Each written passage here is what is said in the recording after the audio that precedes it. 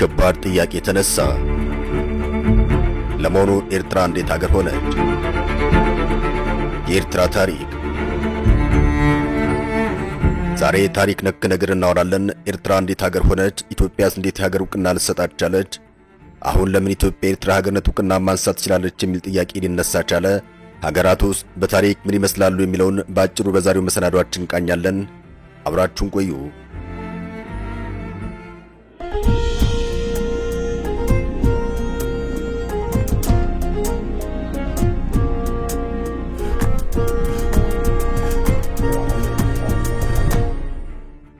ታሪክ በብዙ የተወሰደው ከኤርትራ ጉዳይ መጽሐፍ ሲሆን አምባሳደር ዘውዴ ረታ ያሳተሙት ዳጎስ ያለ መጽሐፍ ስለ ኤርትራና ኢትዮጵያ ብዙ መሳጭ ታሪኮችን በውስጡ ይዟል። እኛም ከዚያ አነጋጋሪ መጽሐፍ ስለ ኤርትራና ኢትዮጵያ ታሪክ እንደሚከተለው እናቋድሳችኋለን። መልካም ቆይታ።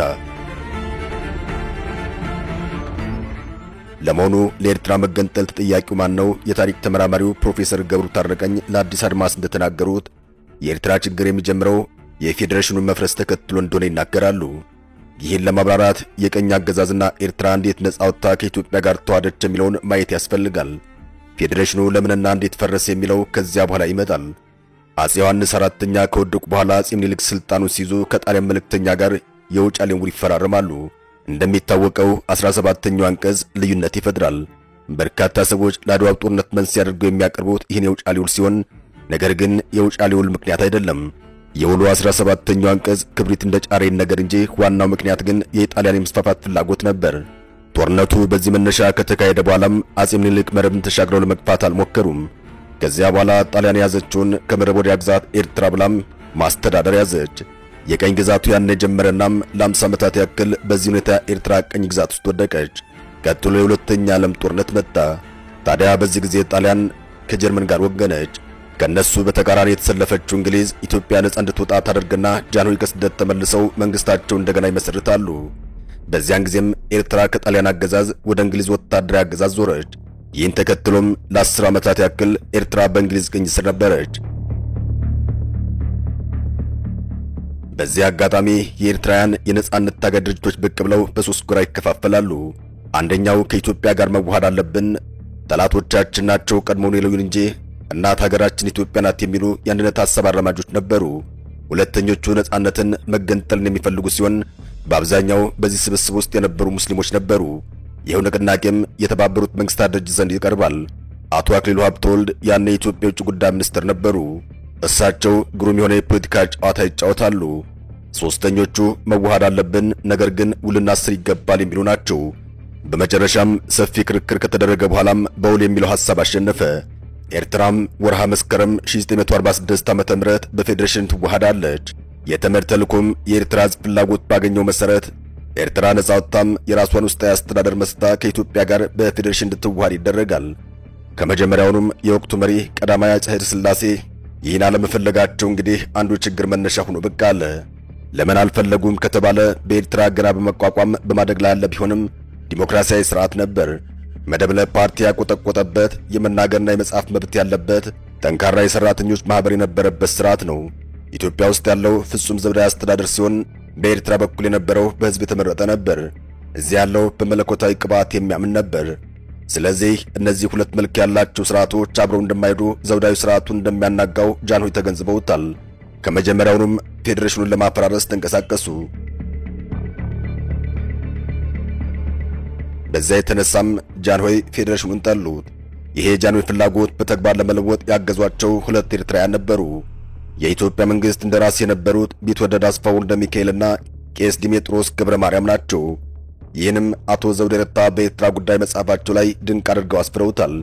የቢትወደድ አስፋው ዋና መከራከሪያቸው ፌዴሬሽኑ ከኛ ልምድና የፖለቲካ ስርዓት ጋር የሚጣጣም አይደለም፣ ቀኝ ገዢዎች የጫኑብን ነው፣ ስለዚህ መወገድ አለበት የሚል ሲሆን ሌላኛው መከራከሪያቸው ደግሞ ፌዴሬሽኑ በተራዘመ ቁጥር የኤርትራን የኢትዮጵያ ስሜት እየተዳከመ ይሄዳል የሚል ነበር። ስለዚህም ይህን ፌዴሬሽን ማስወገድ አለብን የሚል አቋም አንጸባረቁ። እኚህ ሰው ዋና ተቃውሟቸው የኤርትራ ዲሞክራሲያዊነትን ነበር የሚል እምነት አለኝ። እኚህ ሰው ይህን ስናደርግ ጃንሆይ ይህን አድርጉ ሳይሉን በራሳችን ተነሳሽነት ያደረግነው ቢሆንም የጃንሆይ ድጋፍ አልነበረንም ማለት አይደለም ይላሉ። አቶ ዘውዴ ረታም ይህን መነሻ አድርገው ፌዴሬሽኑን በማፍረስ ጃንሆይ ሊወቀሱ አይገባም፣ ተጠያቂው የኤርትራ ሕዝብ ነው ሲሉ ይደመጣሉ። በወቅቱም ቢትወደድ በኤርትራ ፓርላማ ቀርበው ይሄ ውስጣዊ አስተዳደር የሚባል ነገር የለም፣ አንድ መሪ አንድ መንግስት ነው ያለን ብለው ፌዴሬሽኑን አፈረሱት። ጉዳዩ ይፋ ሲደረግ ግን የኤርትራ ፓርላማ በስምምነት እንዳፈረሰው ተደርጎ ነበር የቀረበው። የኤርትራ ችግር የሚጀምረው የፌዴሬሽኑ መፍረስ ተከትሎ እንደሆነም አቶ ዘውዴ ይናገራሉ። የመጀመሪያውና ትልቁ የኢትዮጵያ መንግስት ይሄው ነው። ተመድን ሳያማክሩ በግላቸው ማፍረሳቸው ነው ጥፋቱ።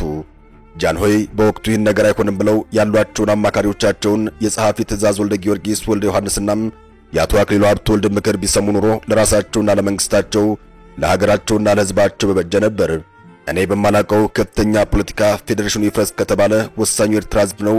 ይሄው ታዛቢዎች ባሉበት በሪፈረንደም ሲረጋገጥ ነው።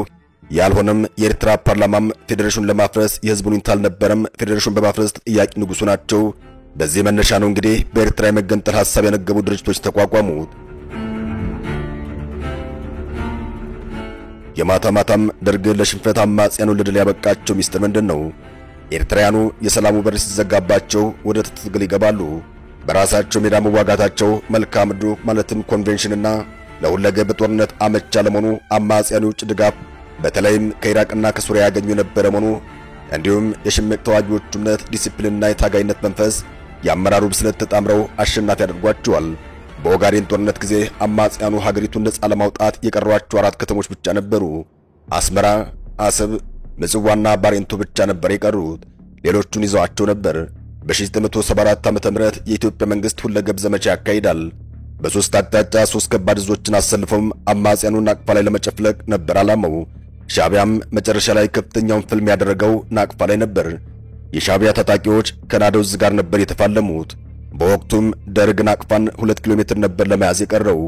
ሻለቃ ዳዊት ወልደ ጊዮርጊስ ሬድ ትሪስ በሚለው መጽሐፋቸው ላይ ተልእኮው ስለከሸፈበት ሁኔታ ሲያብራሩም ዋናው ኢታማጆር ሹም ጀነራል ኃይለ ጊዮርጊስ ኃይለ ማርያም ማለትም ዋና ኢታማጆር ሹም መንግስቱ ቀደም ብሎ የ3ኛ ክፍለ ጦር ስለነበር መንግስቱ ኃይለ ማርያምን ለማስደሰት ብሎ 17ኛ ክፍለ ጦር በያዘው ቦታ ቀድሞ 3ኛ ክፍለ ጦር እንዲገባ ትዕዛዝ ያስተላልፋል። ያቺን የጊዜ ክፍተት ተጠቅሞም ሻዕቢያ ይመታቸዋል። ይሄኔ ነው ሻዕቢያ ያተረፈው። ስለዚህ ሚስጥር በሚገባ ሊነግረን የሚችል የናደው ጦር አዛዥ የነበረው ውበቱ ጸጋይ ብቻ ነበር። ደርግ እንደ ቀይ ኮከብ ዘመቻ ከፍተኛ ኃይል አሰልፎ አያውቅም። የአየር ኃይል፣ የምድር ኃይል፣ የባህር ኃይሉ ነበር በጋራ ያሰለፈው። የዚህ ማዕከሉንም ከአዲስ አበባ ወደ አስመራ ዙሮ ነበር። በሻዕቢያ በኩል ፍርሃት ይፈጠርና ለታንዛኒያው ፕሬዝዳንት ጁልየስ ኔሬሬ ያነጋግሩ መልእክት ይላካል። ጁልየስ ኔሬሬ የውጭ ጉዳይ ሚኒስትራቸውን ወደ ኢትዮጵያ ይልኩና ኢሳያስ እርቅና ንግግር እንደሚፈልጉ ለመንግስቱ ይነግሩታል። ያኔ ታንዛኒያ የውጭ ጉዳይ ሚኒስትር የነበሩት ሳሊም ነበሩ። እኔም ይህን ጉዳይ ለማጣራት አንድ አዲስ አበባ በመጡበት ወቅት ለ2 ሰዓታት ያክል አነጋግሬያቸው ነበር። በወቅቱም የእርቅ መልእክቱን ለመንግስቱ እንዳደረሱና መንግስቱም እንዳልተቀበሏቸው ነገሩኝ። ጦሩ በተጠንቀቅ ተሰልፏል፣ አሁን ተው ብንል ሞራሉ ይሰበራል፣ ስለዚህ በጦርነት የምንፈጽመው ሲሉም መንግስቱ ተናገሩ።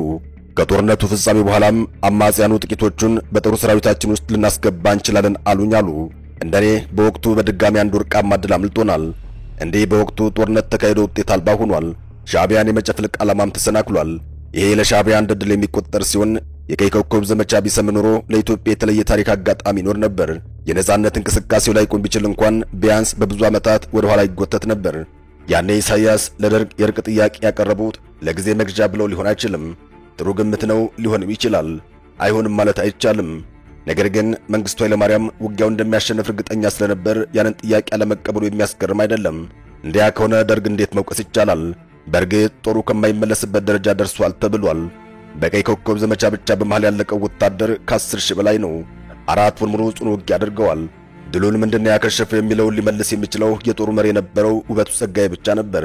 ይናቅ ይዞ ከተቀበረ የኢትዮጵያ ታሪክ ተወቃሽ ሊሆን ይችላል።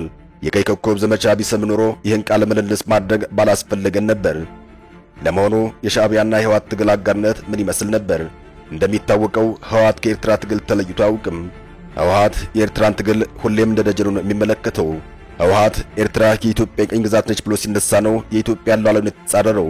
በወቅቱ የህወሓት ህልውና የተቆራኘው ከኤርትራ እንቅስቃሴ ጋር ስለነበር ነው ኤርትራ ቀኝ ግዛት ነች አሉት። በአንጻሩ ሻዕቢያም ያለ ህወሓት ድጋፍ ሙሉ በሙሉ ድል አይጎናጸፍም ነበር። በዚህ ሁኔታ ተጋግዘው ነው ኤርትራ ነጻ ያወጣችው። የኤርትራን የሀገርነት ዕውቅና ማንሳት ይቻላል የሚለው ጥያቄ አሁን እንዴት ሊነሳ ቻለ የሚለው ጉዳይ እዚህ ላይ እንመልከትና ዝግጅታችንን እንቋጭ። በወቅቱ በህወሓት ይመራ የነበረው የኢትዮጵያ የሽግግር መንግስት ለጦርነት አጋሩ ለኤርትራ ህዝቦች ነጻነት ግንባር ኢህነግ የሰጠውን እውቅና ለሁለቱም አመራሮች የፖለቲካ ጥቅም የነበረ ቢሆንም በውስጥም በውጭም ባሉ ኢትዮጵያውያን ዘንድ የህግ አግባብነት ያልተከተለ ነው በሚል ጥያቄ ያስነሳና ተቀባይነት ያጣ ውሳኔ ነበር። ይሁን እንጂ ይህ የሀገርነት እውቅናና የእናት ሀገር ፍቃድ የተሰጠው ህጋዊ ስልጣን በሌለው የሽግግር መንግስትና ያለአግባብ የኢትዮጵያን የመንግስት አሰራር ሳይከተል ነበር። የወቅቱ መሪዎች ጉዳዩን ለምክር ቤቱ አቅርበው እንዲጸድቅ አላደረጉም። እንዲሁም በህጋዊ ሂደት የኢትዮጵያን ህዝብ የፖለቲካ ፍላጎት ለማረጋገጥ አልፈለጉም። ይህም ያለምንም ድንበር መካለል የተሰጠ የችኮላ እውቅና የ1999-1992 ዓ.ም የኢትዮ ኤርትራ ጦርነት መነሻ ሆነ። የኤርትራ ሀገርነት ህጋዊነቱ በአብዛኛው የተመሰረተው በኢትዮጵያ ፍቃድ ላይ ነበር። ይህ ፍቃድ ባይሰጥ ኖሮ ኤርትራ እንደ ሶማሌላንድ ማለትም እንደ 1952 ዓ.ም ካታሎጊያ 29 ዓ.ም ወይም ባያፍራ 1959 ዓ.ም ያለች የሀገርነት ዕድሏ በአጭር ጊዜ ውስጥ የተመናመነ ሊሆን በቻለ ነበር። የእናት ሀገር ፈቃድ ከሌለ በስተቀር የእውቅና ዘላቂነት እምብዛም አይሳካም። በአሁኑ ሰዓት ኢትዮጵያ የኤርትራን ሀገርነት እውቅና ማንሳት ወይም መሰረዝ ትችላለች የሚል ጥያቄም በስፋት እየተናፈሰ ይገኛል። ሆኖም ግን የመሳካት ዕድሉ ጠባብ እንደሆነም በርካቶች ይናገራሉ። ከባድ እርስ በርስ ጦርነት በሁለቱ ሀገራት መካከል ሊቀሰቀስ እንደሚችልም እየተነገረ ይገኛል። ኢትዮጵያና ኤርትራ ከጸብ አጫሪነት ተቆጥበው በሰላም በፍቅር ቢኖሩ ሁለታቸውንም ተጠቃሚ የሚያደርግ የጋራ ኢኮኖሚያና ፖለቲካዊ ሂደት ቢፈጥሩ መልካም ነው እየተባለ ይገኛል።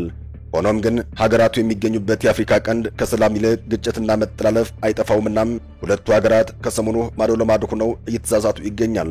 ለሁሉም ሰላም ይቅደም ማለት እንወዳለን። ቸርን ሰንብት።